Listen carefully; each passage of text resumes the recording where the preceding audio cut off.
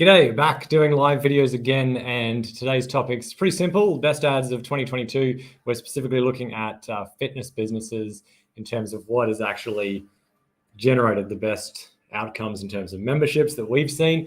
Here at Zip Leads, we do run some Facebook ads. It's not our main thing. Our main thing is Zip Leads. However, because we used to be a marketing agency and we coach on Facebook ads, we always make sure we're actually running a few ads ourselves so we know what's working, what's not working.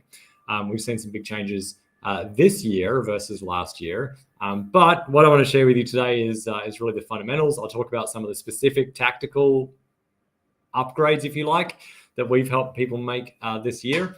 But really to jump straight to it, there's 3 points I want to give you. The first one is the wording of your offer in terms of what we just discussed about features versus benefits, right? And so ultimately, a lot of times it's very easy to write an ad that highlights the best things about your business, the best things about your fitness studio. You know, maybe it's the coaching, it's the community, it's whatever you actually include in your offer in terms of body scans, whatever nutrition programs. Maybe it's the parking, right? There's all sorts of features about a gym or a studio that people want to highlight. But the reality is most people just don't care.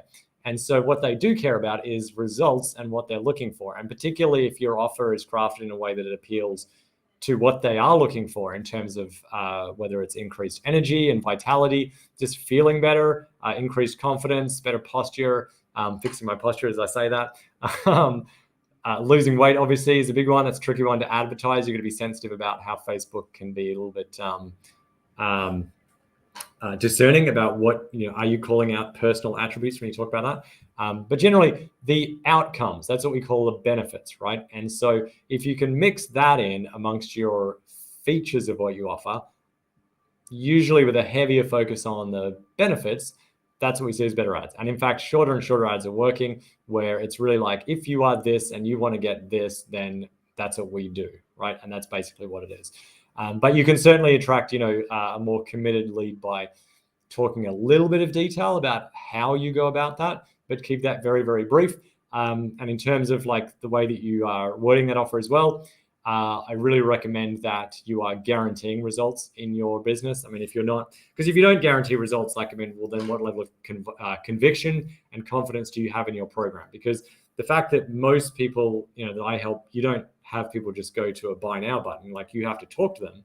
So if they're a good fit, then you can usually guarantee the result, because if you didn't have that level of confidence, you probably wouldn't sign them up.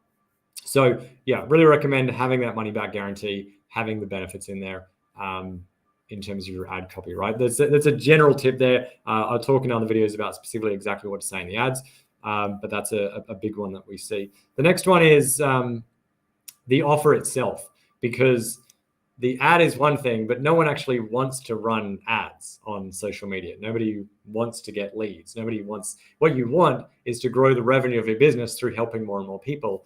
And so the duration of how long they work with you is key to that, because if someone just comes in for a week or two and then they go, then there's not a lot of value exchange there. They probably didn't pay much and you didn't give them much, because you haven't really provided much transformation in their overall energy levels, etc.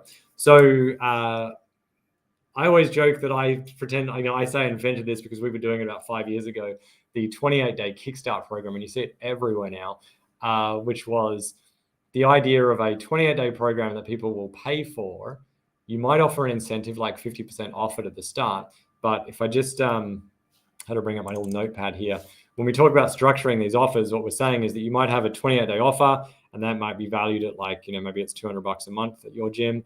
And then you're going to stack in some extra things like a one-to-one intro, maybe that's $100, and then a couple of body scans, maybe that's also worth $100. I know they're worth a bit more, but I'm trying to keep the maths simple for me.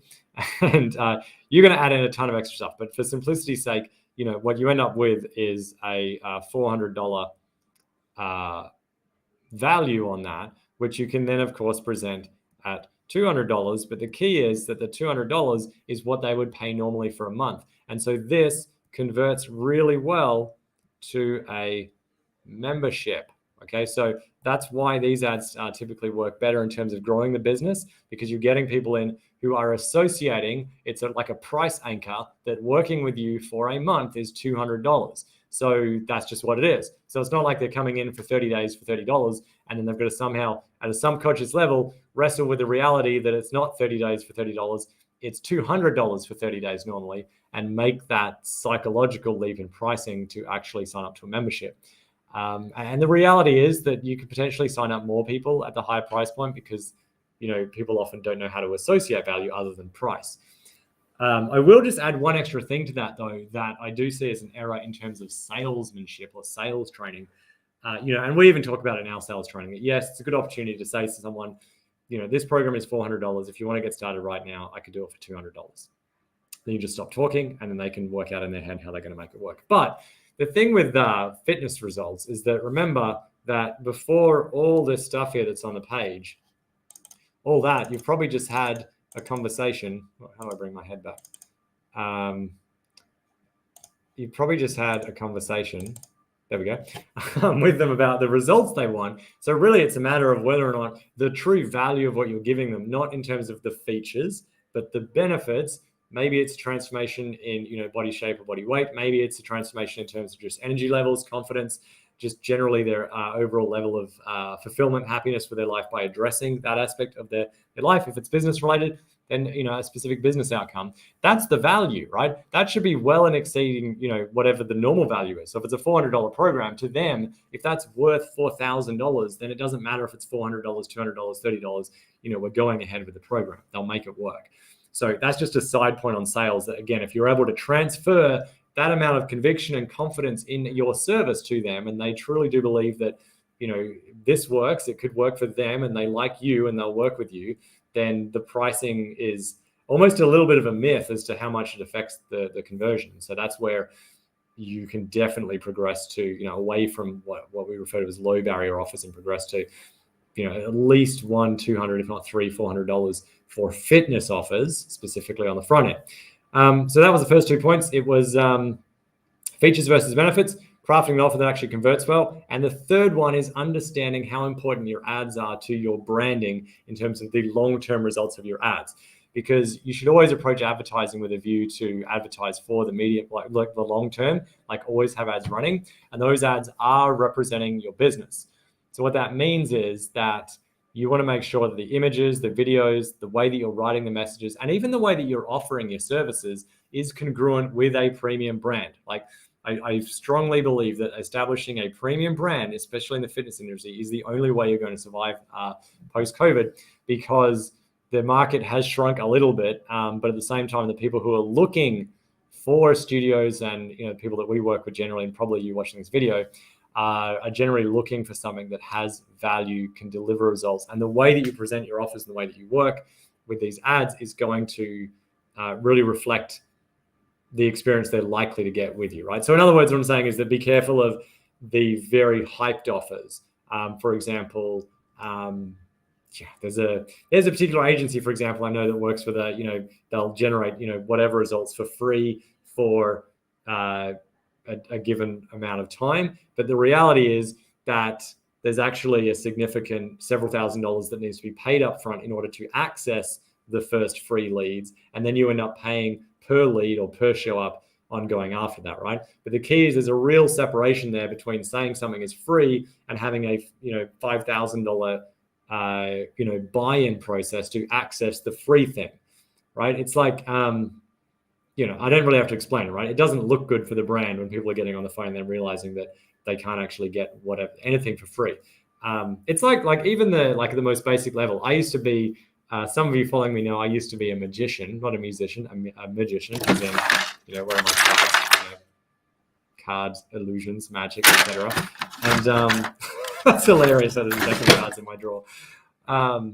And I remember when I first learned this was important, was I was at an expo. It was like a bridal expo. And I'm like, you can give away a voucher to someone, but you have to make sure that person can actually buy something with that. So for example, like if I was selling services and for someone to hire me was $2,000, then I wasn't allowed to give away a voucher for $1,000 that would give them, you can use the voucher, but you're still going to pay me another $1,000 to use the voucher, right? Same as someone was selling dresses, right? They were selling, dresses. They couldn't give away a $500 voucher if their cheapest dress was $7,000, right? That wasn't allowed to be done. And it's good because that's an ethical way of approaching it. So if you're giving away a $500 voucher, then there should be something that someone can actually redeem for $500 so they can genuinely win and not have to actually part with cash to use that, right?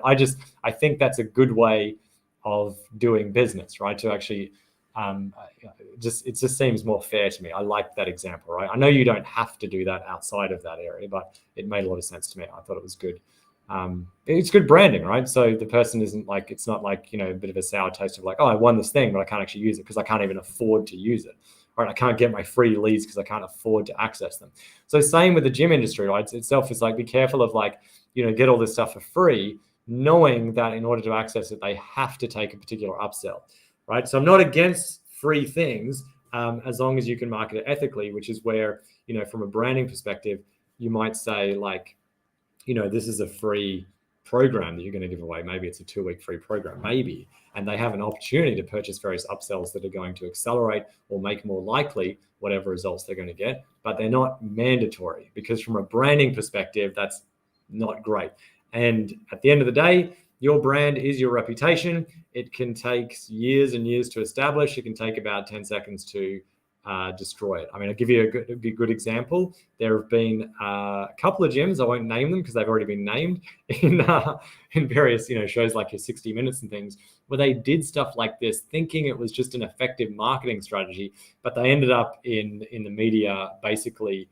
It wasn't even that bad what they were doing, but like the portraying of that was that they were like a scam business. And then that becomes their perception in the community. It's very hard to recover from that. So that's the third point. So the 3 points are make sure that you're balancing features versus benefits. Make sure the offer itself is crafted to convert to a membership. It's not something that is very hard to make the leap to a membership. And thirdly, remember that your ads are often the first impression of your business to the potential client, right? Might be the first time they see you, and eventually they'll see you more and more again. And if you are leveraging that opportunity to establish yourself as a premium brand, then that will only do good things in terms of the snowballing effect, if you like, that, by the time you actually talk to someone, they're like, oh yeah, I've actually been following you for a while, saw this, saw that, really keen to get started. And again, that circles back to my second point about the offer. When someone has that level of commitment, that they really want to work with you, it doesn't matter if it's $30, $100, or $500. They usually find a way to make it work, particularly if they have that confidence in you to get those results. And the last thing I have to say, because we are Zip Leads, is that when it comes to advertising, it's what happens after the ad that makes all the difference, right? And I'm only sort of half joking because we didn't even help people with ads unless they're using Zip Leads, because I really believe you're just wasting money. Because if you are spending, say on average, say a gym spends, $1,200, $1,300 on ads in a month, which is what, $40 a day or something, somewhere around there, which is a decent amount to spend.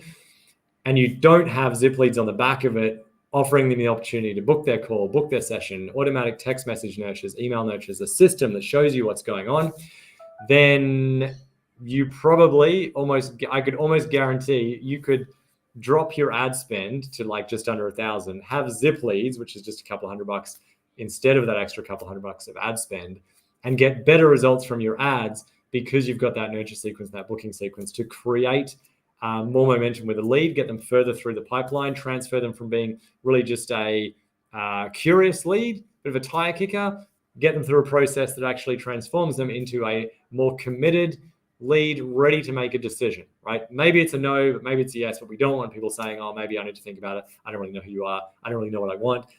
That's just a waste of time for everybody. So Zip Leads is fantastic for getting people more committed, more clarity about what they want in terms of working with the business before they even speak to you. So yes, when you sort your ads and you have the lead volume problem, then that's when Zip Leads will change your life. Absolutely. So that's why I love doing what we do.